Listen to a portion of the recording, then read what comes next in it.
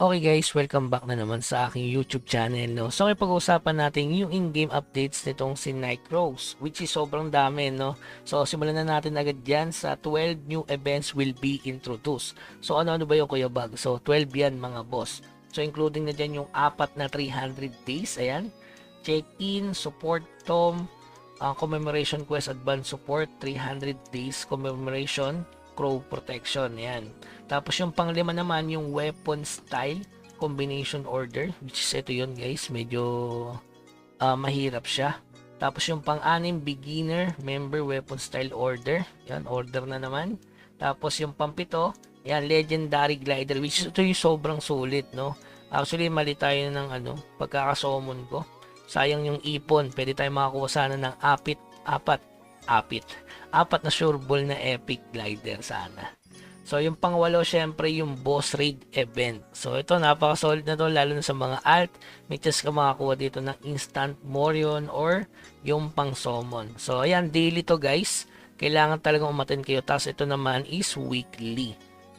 So, yung pang siyam naman, New Year's Commemoration Fever Time. So, ito guys, ay mangyayari tuwing alas 8 ng gabi, katulad kanina, hanggang alas 12 ng madaling araw. Okay, hanggang January na lang yan guys. January 1, 2025. Okay. So, yung pang 10, dungeon event, syempre yung Irleta Temple, which is mas mataas daw yung drop o tinaasan yung drop rate ng mga meti, syempre tsaka tong higher seal dito. So, hindi ko alam kung totoo kasi hindi ko pa siya natatry. Kita nyo naman, 8 hours pa. So, try natin mag-AFK dito soon. Talagang solid na 8 hours kung magdadrop ba talaga siya ng higher seal. Tapos yung panglabing isa naman, yung crafting request event, find the lost palace silk. So yan, sa level 39 master pataas, pwede na kayong maka-farm yan. Pwede nyo rin ibenta. Pwede rin kayong mag-collection kasi wala na talaga yung ating buff dyan na plus 2 depth at plus 2 accuracy. So yan, medyo pricey pa siya ngayon. Sa tingin ko, hindi muna ako bibili niyan. So, ibebenta ko muna since may presyo pa. So, yon. Tapos yung pang-12 naman, Specialized Crafting Art Exchange Event. So, ayan, may bayad yan, malamang sa malamang. So, depende yan guys kung meron kayong natatabi na diamond. Pag-isipan nyo kung magpapalit ba kayo talaga or hindi. Kasi medyo magastos yan. Lalo na kung master grade yung inyong profession. Okay? So yun guys, dako na tayo sa pangalawa, which is itong new Cardale map. So sa Cardale map, para makapasok ka dyan, kailangan mong tapusin yung chapter 49 ng main quest sa Tronitel. So itong 49 na to is level 64 monster. So kayang-kaya nyo naman yan. Regarding sa boss fight nyan, nandyan yung link sa baba sa mga boss fight natin. Siguro kaya naman yan, depende sa defense or accuracy na meron ka. So kapag chapter 49 ka na, pwede ka na maka-TP sa new Cardale map. Okay? So, regarding nga pala dyan, kapag chapter 55 daw, pre-epic. Pero dun sa core kasi, pag chapter 57 and 59, may libre ding epic item. So, which is yung tier 2. Tapos, meron yung extra quest, which is hindi ko na kaya. Hanggang ano lang ako.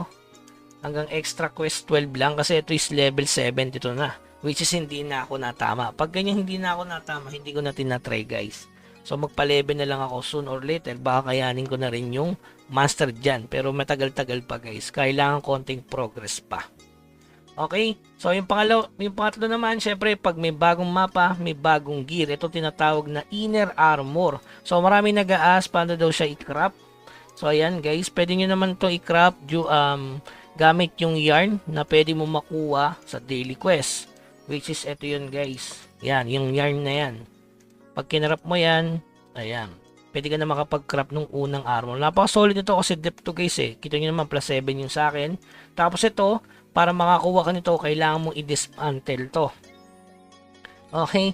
Kailangan yun ng i-dismantle yan. Sasample lang tayo guys, magsasample tayo. So, kailangan mong i-dismantle yan, pero tsambahan lang din makakuha nung itong uncommon na to. Tapos, ganun din sa rare. Kailangan mong i-dismantle yung uncommon na armor. Try natin guys. For the content. Boom. Ayun, nakakuha tayo ng isa. Ayun guys, di ba? So, ano siya, hindi ko alam kung mabilis or mabagal. Basta kailangan mo siyang i-dismantle. Yan, kita nyo naman, nakakuha tayo uncommon.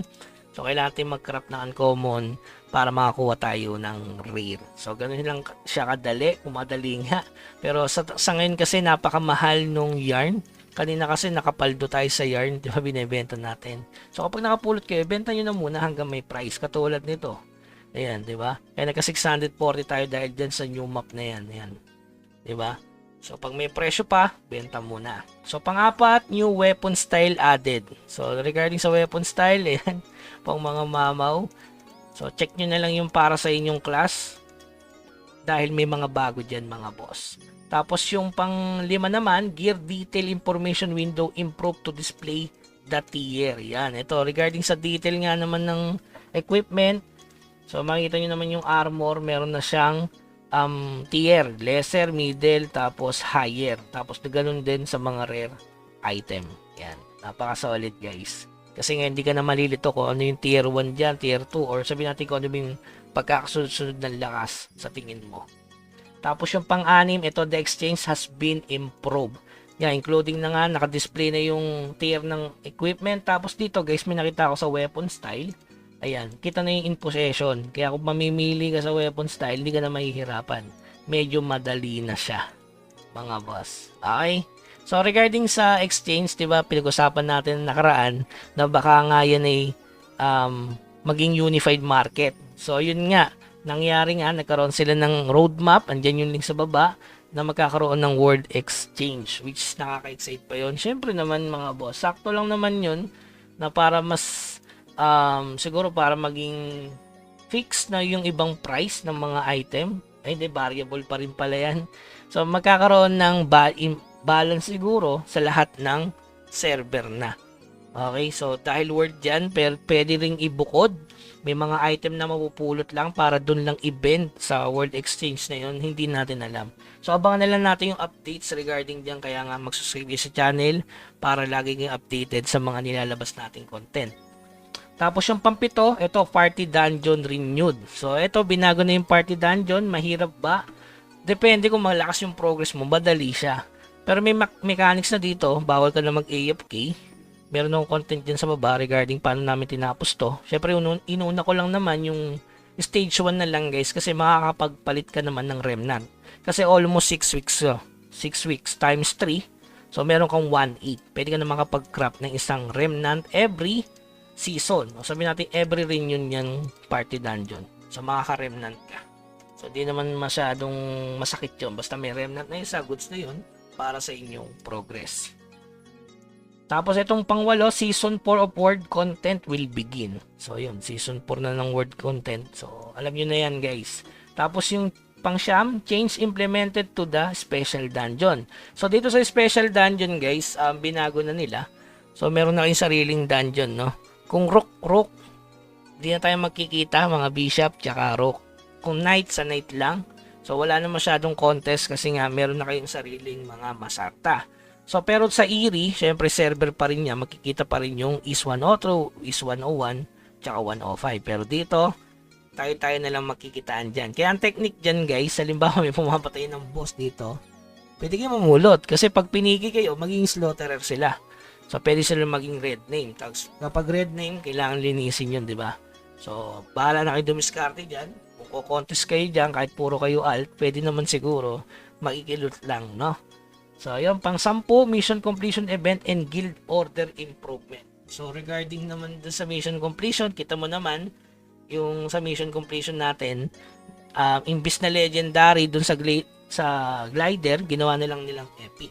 Tapos, yung sa guild order, yung sa pinakadulo lang naman yung binago dito na kapag special tsaka regular within na siya, dungeon na lang talaga. So lahat ng pinapatay mo sa dungeon magka-count na talaga. Okay? So yun guys, karagdagan lang yung regarding sa coupon. So pwede kayong maglagay dito sa coupon code ng Happy Night yan 2025. So magbibigay yan ng 25 more yun. Kaya nga yung first day kanina, so, merong instant 30 more yun plus 20 dahil dun sa Pip Crow letter at syempre etong nasa coupon. So, 75 more yun yan mga boss. So, hanggang ano lang yan, 1 week lang pwedeng i-claim yung coupon na yan. So yun guys, habol ko lang, meron na nga palang drop event dito sa Kill the Bot, which is pwede mong ilagay sa 11 collection na dinagdag nila. Tapos yung regarding sa party dungeon nga pala guys, meron nakukuha dun abandon, Sentinel Fortress, which is kinotex ko, dapat pala binenta ko na lang muna. Ayan, nakukuha yan sa party dungeon, kaya tapusin nyo, pwede nyo ibenta, pwede nyo yung i-collection dito. So ito permanent na to guys. So ayan. So, meron yung mga level. Ito, kaya level to siya. Mas mahal siguro dyan yung level 4. Ito. Siyempre, mahirap to kunin mga bossing. So, wala pang nagbebenta. Yung 3 siguro, medyo mahal. Kaya pag natapos nyo, ayun, okay, so yung 2, medyo pricey siya, oh. Tingnan natin kung nabibili siya. Kung nabili na ba. Kung may bumili. Oh, may bumili. 85, guys. So, grabe. Sana all nakakatapos ng Party Dungeon 2. Kaya solid sa mga alteno kung kakayanin mong solohin. Pwede kang pumaldo dyan sa Diamond.